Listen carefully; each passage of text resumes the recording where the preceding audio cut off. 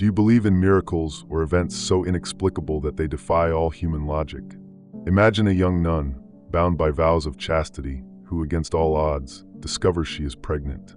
Josephine Rosenthal, a name whispered through the silent halls of the Hohenwart Convent, carries a mystery that challenges science, religion, and even the supernatural. But what happened to Josephine? Was she divinely chosen, or the victim of something much darker? Welcome to another night where mysteries never sleep.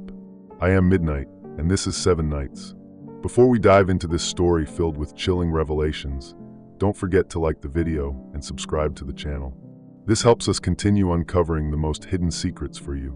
Ready to find out what lurks in the shadows? The case of Josephine Rosenthal. An impossible pregnancy. Josephine Rosenthal was a devoted young nun, known for her dedication and unwavering obedience to the doctrines of the Hohenwart Convent. Imagine the weight of having your entire life mapped out, meticulously following rules, until destiny shuffles the cards in a way no one expected. Her life, marked by simplicity and isolation, seemed to follow the predictable path of many other religious women. However, everything changed when signs of pregnancy began to appear. The shock was immediate, both among the other nuns and the convent's leaders. How could a woman who lived in seclusion and had taken a vow of chastity be pregnant? When confronted, Josephine swore she had never had any intimate contact with a man. Her sincerity, combined with her impeccable reputation, raised more doubts than answers. To many, the most plausible explanation was that she was lying, but her steadfastness shook that suspicion. Whispers began to circulate about the possibility of a miracle. Could Josephine be chosen for a divine event akin to that of the Virgin Mary? This idea, though improbable, gained traction among the more fervent believers. Determined to uncover the truth, the convent leaders resorted to something rare at the time: medical examinations. The procedures were invasive and humiliating, but the results were even more disturbing. Josephine was indeed a virgin. The confirmation spread like wildfire through the convent's halls, eliciting reactions of astonishment and fear. Were they witnessing a new miracle or something far more unexplainable? The church was called to intervene, aware that the case could profoundly shake the faith of its followers. The Vatican's response was swift and calculated. Josephine was transferred under strict supervision to Rome, where she would undergo further tests and interrogations. The intention was clear: to investigate every aspect of the case to avoid scandal or false claims of a miracle. Josephine, however, remained serene, as if she understood that her destiny was beyond the comprehension of those around her. Her unwavering devotion inspired both admiration and suspicion. While under custody in Rome, Josephine began to show signs of physical and emotional exhaustion. Despite this, her faith remained unshaken. She prayed constantly, as if seeking divine strength to bear the burden placed upon her. But what exactly was happening to her? The church began to consider the possibility that the case was linked to a divine event. However, other leaders feared it was something darker, a demonic trap meant to test their faith. Josephine became a controversial figure within the church itself. Her pregnancy, inexplicable by medical and spiritual standards, defied logic and placed the church in a delicate position. To accept it as a miracle would mean a rupture in the dogmas underpinning the doctrine. On the other hand, rejecting it meant ignoring the mystery surrounding her condition. Thus, the Vatican decided to handle the case with extreme secrecy, marking the beginning of a story shrouded in mystery. The birth of Maria and the tragedy of Josephine, the arrival of Maria Rosenthal into the world, was surrounded by tension and anticipation. Josephine, transferred to Rome under the watchful eye of the Vatican, faced increasing complications in her pregnancy.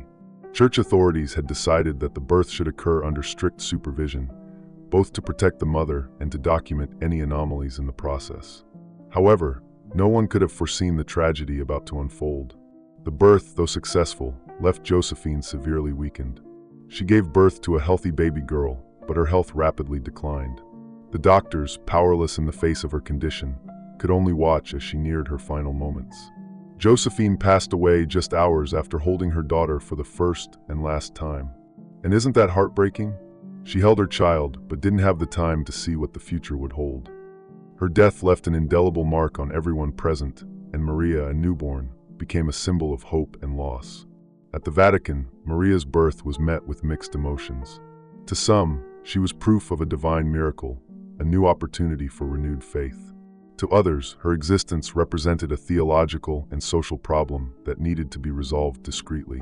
The division among religious leaders was evident, and Maria's life began under the shadow of debates she could not yet understand. Maria was raised in a rigid environment, under the care of nuns and priests who treated her more as a subject of study than as a child. The weight of her mother's death and the mystery surrounding her birth followed her from the beginning. She was isolated from the outside world, growing up without knowing the warmth of a family or the freedom of a normal childhood. It was as if her very existence was a burden to those around her. As Maria grew, doubts about her origin remained at the center of discussions in the Vatican. Comparisons with the Virgin Mary and the doctrine of the Immaculate Conception were inevitable, but accepting her as a new miracle risked disrupting the Church's doctrinal balance. Thus, Maria was kept under constant surveillance, while rumors about her nature spread through the convent's halls. Josephine's death not only shaped Maria's childhood, but also set the tone for what was to come. Her existence was a constant reminder of something the Church could not fully explain. To the faithful, Maria was a divine mystery. To Church leaders, she was an issue to be resolved or forgotten.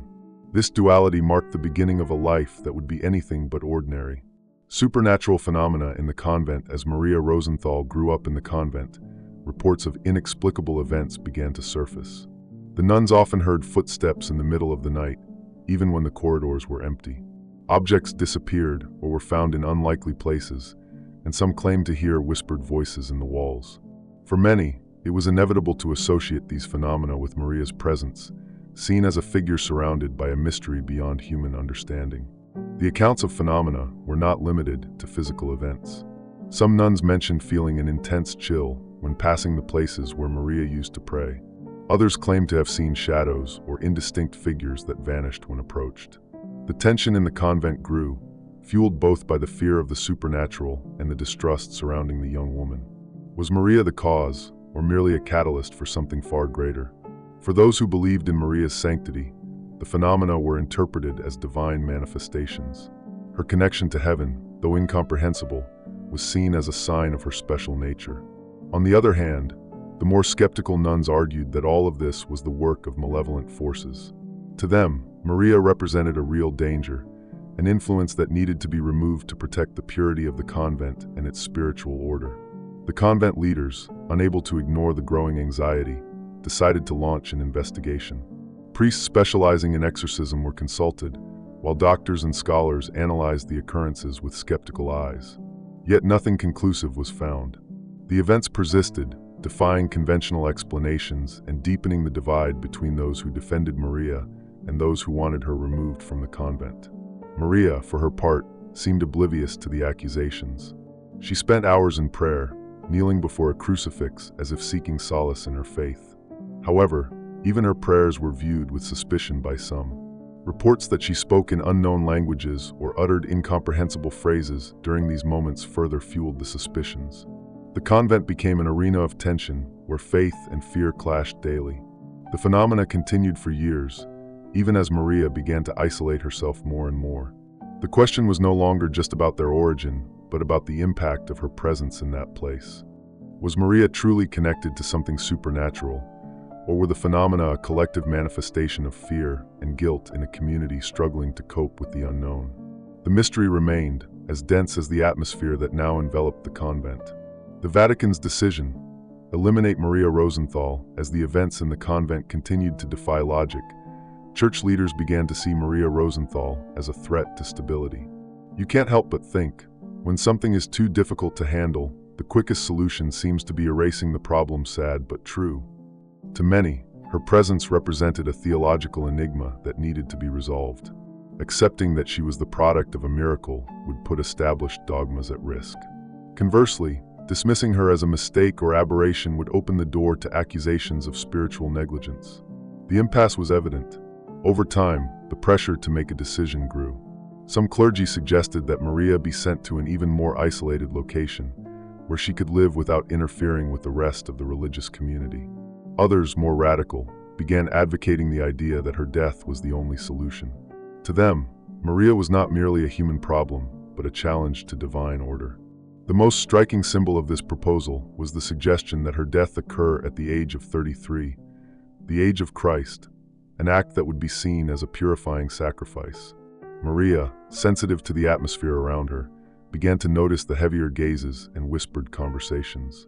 The few people who had once supported her started avoiding her, and even the priests who guided her began to treat her coldly. Gradually, she understood that her life was in danger. The weight of rejection became almost unbearable, and her faith, though strong, began to transform into resignation in the face of what seemed to be an inevitable fate. The idea that the church might sacrifice a young woman to protect its interests was not new. Throughout history, the institution had suppressed figures considered inconvenient. However, Maria's case was different. She was neither a heretic nor a dissident, but a young woman marked by an origin she herself did not understand. Her death would be more than a scandal. It would symbolize the church's inability to confront the inexplicable. Maria faced her fate with a serenity few understood. In the stillness of a cold night, she made the hardest decision of her life. In an act of courage mixed with despair, she took her own life. For her, it was preferable to die by her own hand than to submit to a system that saw her as a problem to be eliminated. Her death, however, did not bring the peace the Vatican had hoped for. On the contrary, it marked the beginning of something even more disturbing. Maria's death deeply affected everyone around her. For some, it was a relief. For others, an irreparable mistake. And for those who witnessed the inexplicable phenomena that began after her death, it was proof that Maria Rosenthal would never be forgotten. Her existence and her end became a reminder that mystery cannot be contained, even by an institution as powerful as the Church. The death of Maria Rosenthal's death was not merely a tragic end, but the beginning of a new layer of mystery in her story. After her self-inflicted death, the convent leaders faced a difficult decision. The Vatican ordered her body to be treated in an unusual way. Maria was decapitated, and her embalmed head was placed in a wooden reliquary accompanied by a cross and manuscripts. This action, rather than resolving the mystery, fueled speculation and legends that persist to this day. The decision to preserve her head seemed contradictory to the Church's attempt to erase her memory. To some, it was an attempt to keep proof of her existence and the mystery surrounding her, perhaps as a silent reminder of what could not be explained. To others, it was a way to exorcise any lingering power she might have held in life. The reliquary became a powerful symbol, but also a source of dread for those who worked or lived in the convent. Nuns began reporting disturbing events related to the embalmed head. It was common to hear crying, murmurs, and even footsteps coming from the place where the reliquary was kept. Some claimed to feel an unsettling presence when passing by the room. These accounts started to divide the religious community. Some believed this was a manifestation of divine regret for her death, while others insisted it was the work of something malevolent. The physical presence of the head itself became the subject of theological debates and superstitions. Some claimed it emitted a faint floral scent, while others detected a metallic smell that made them uncomfortable. The relic was moved to different locations within the convent, but the phenomena persisted, as if tied to something far beyond its physical placement. For the religious, each move seemed to attract even more unexplainable events. The embalmed head, meant to serve as a historical preservation, became a source of fear. This feels straight out of a classic horror story, a mysterious relic, inexplicable events, and we wonder why they kept it. Over the following centuries, it was mentioned in vague records and oral accounts. Some believed it carried a residual energy from Maria, while others saw the reliquary as a point of convergence between the physical and spiritual worlds. What is certain is that the object was never completely forgotten, even after being removed from the convent. This relic, both physical and symbolic, is a reminder of how Maria Rosenthal was treated in life and death. Its preservation is a silent declaration that even when an institution tries to suppress a mystery, it finds ways to persist. Maria's embalmed head is not just a fragment of history, but a reflection of humanity's inability to cope with what cannot be explained or controlled. Apparitions and supernatural events after Maria Rosenthal's death, the Hohenwart Convent became the stage for inexplicable phenomena. Nuns reported hearing whispers at night, as if someone were praying in an unknown language. You're up in the middle of the night, hear a prayer no one understands. Tell me how you wouldn't run? Others described footsteps echoing through empty hallways, while some said they felt as if they were being watched, even when alone. These manifestations began shortly after Maria's death, heightening the tension in the convent. The accounts were not limited to sounds or sensations. Objects vanished inexplicably, only to reappear in unlikely places as if moved by invisible hands. One nun reported finding a cross in her room, covered in a strange, cold powder. Others described sudden changes in temperature, particularly near the reliquary where Maria's head was kept. These events reinforced the belief that Maria had not truly departed. The apparitions attributed to Maria were described in various ways.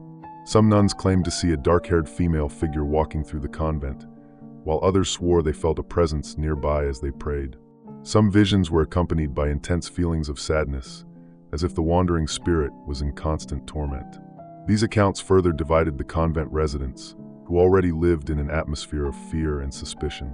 The religious leaders of the convent tried to downplay the events, treating them as collective imagination or hallucinations.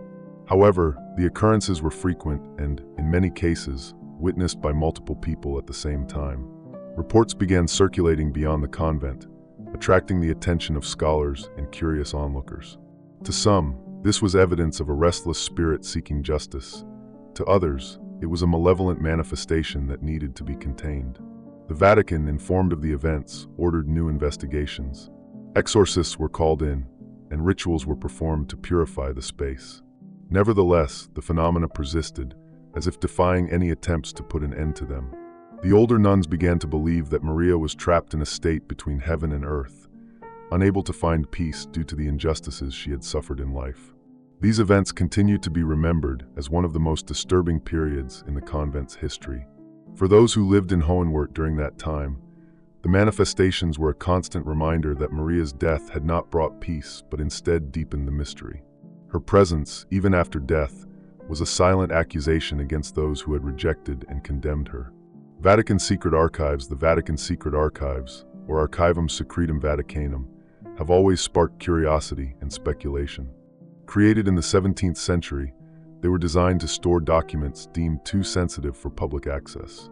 Among papal letters, treaties, and records of heresies, many believe they also house stories like that of Maria Rosenthal.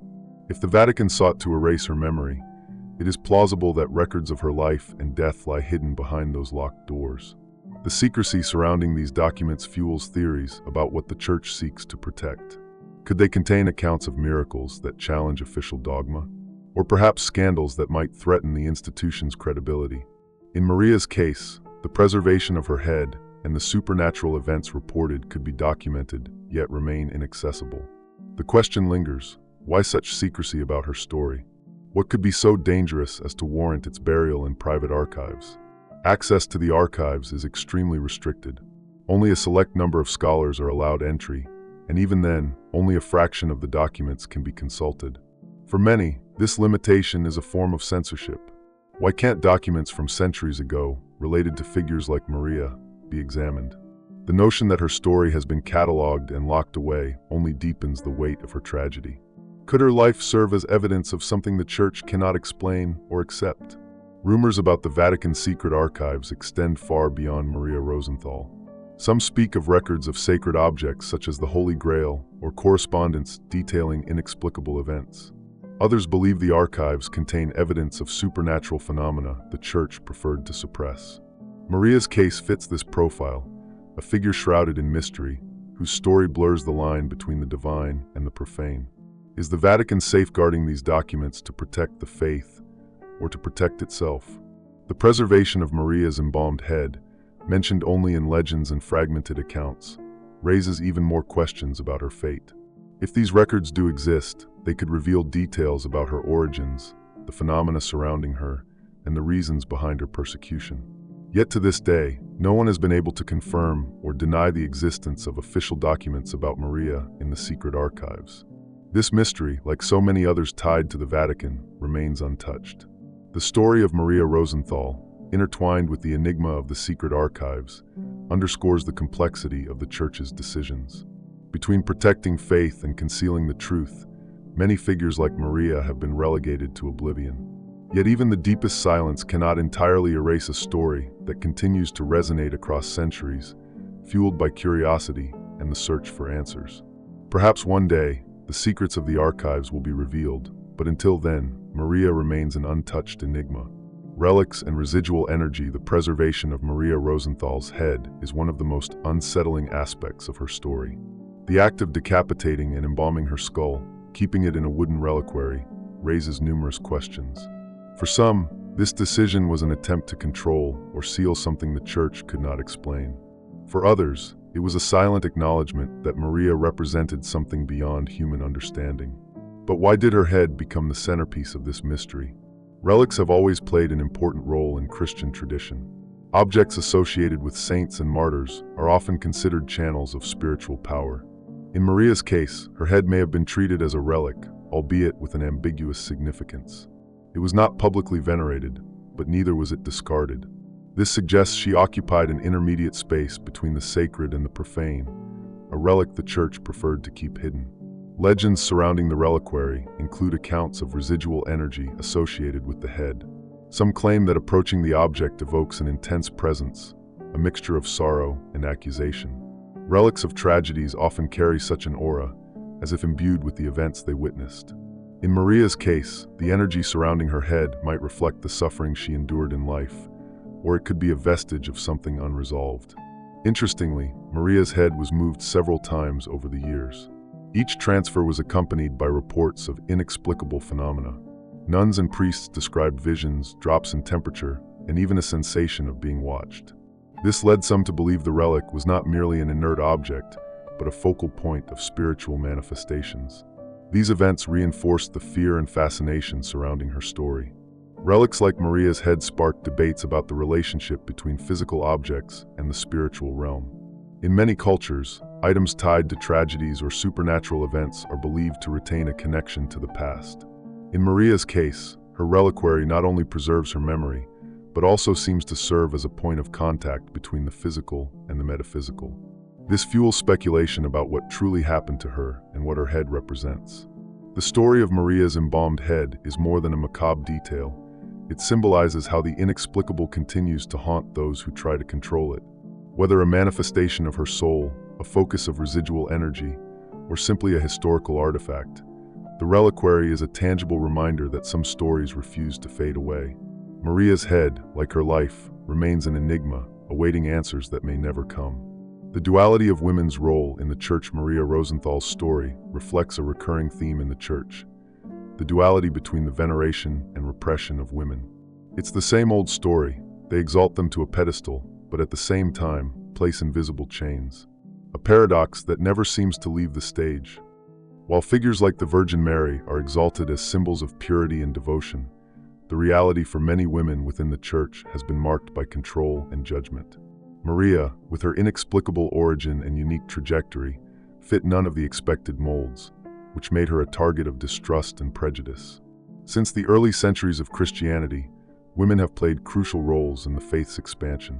Martyred, visionary, and mystical figures challenged social norms and inspired entire communities. Yet the Church's patriarchal structure rarely allowed them positions of power. Maria Rosenthal, whose life defied both science and theology, posed a challenge not only to dogma but also to the established social order. Maria was treated both as an object of study and as a threat. Her presence in the convent provoked a mix of curiosity and fear. She was viewed alternately as a divine manifestation and as a danger to the purity of the religious order. This ambivalence is emblematic of how the Church has historically categorized women in extremes: saints or sinners, saviors or temptresses. Maria, however, did not fit into any of these categories. Historically, women who strayed from established norms were often silenced. Mystics like Saint Teresa of Avila faced resistance, even as they contributed teachings that influenced generations. Maria, without a voice or sufficient allies, became a victim of a system that could not handle the unusual. Her story forces us to ask, how many other women were forgotten or deliberately erased for defying expectations? Moreover, the Church's contradictory views on the female body intensified Maria's suffering. While women were taught to see their bodies as sacred temples, they were also constantly associated with temptation and sin. Maria, whose very existence challenged these concepts, faced the humiliation of being reduced to an object of study and judgment. She was simultaneously seen as pure and impure, a paradox the Church failed to resolve. Maria Rosenthal's story is a grim reminder of how institutions deal with what they do not understand. Even as they exalt idealized female figures, they frequently suppress those who don't fit their narratives. Maria was a victim of a structure that venerated her in theory, but condemned her in practice. Her life and death continue to symbolize the contradictions of women's roles in the Church and the challenges faced by those who dare to exist outside the molds. The legacy and persistence of the mystery Maria Rosenthal's legacy transcends her life and death, echoing through centuries as a mystery the Church preferred to bury but could never erase. Her story is not just one of personal suffering, but also a reflection on how fear of the unknown shapes human decisions. Maria, whose existence defied simple explanations, became a symbol of the complexities surrounding faith, science, and the supernatural. The inexplicable events that followed her death helped transform Maria into an almost mythical figure. And this is where reality starts to blend with myth. A true minefield for anyone trying to understand what really happened. Apparitions, voices, and physical phenomena were reported by nuns and priests, creating an atmosphere of awe within the Hohenwart Convent. These accounts, passed down through generations, reinforced the idea that Maria was more than just a young victim of prejudice.